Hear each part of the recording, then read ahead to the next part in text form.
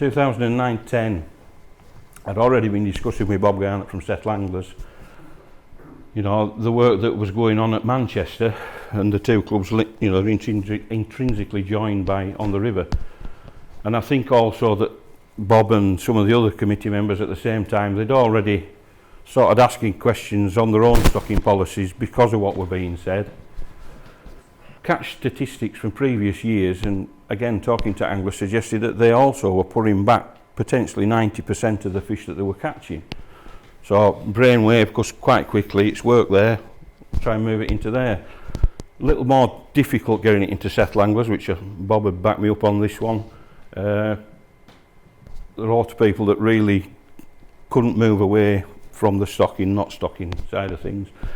And in 2012 that came to a head really by accident in any other business at the AGM. And it came up, and there are a lot of pros and other points away from stocking, not stocking, but we ended up having a pretty good discussion and a very thorough discussion. And by a show of hands, as you see, it was an overwhelming decision to cease stocking and to move towards a self-sustained wilder brown trout fishery. Their catch statistics, Settle Anglers again were putting around about 1,000 trout a season into the river, or catching around 1,000 trout per season.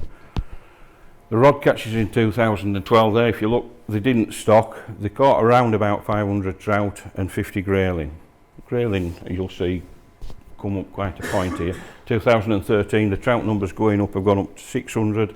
The grayling have increased, threefold. There's 134. 2014, trout is still going up, but look at the grayling. So for those of you that like fishing for grayling, that's a hell of a lift.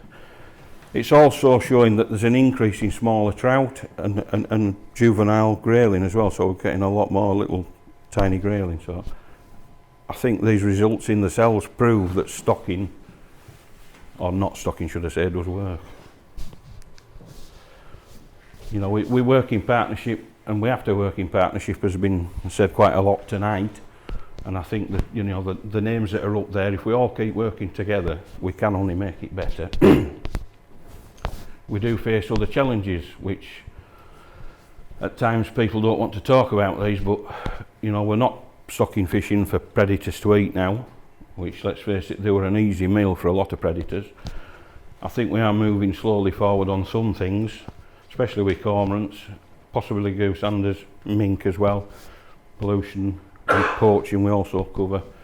Otters in ever-increasing numbers. A lot of people, we all like to see an otter or two about.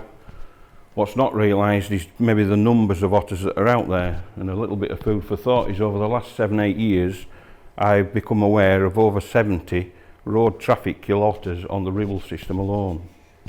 So that's a bit of an eye-opener, just how many otters are actually out there. The majority of dog otters between, I would say, probably 17 and 25, 26 pound.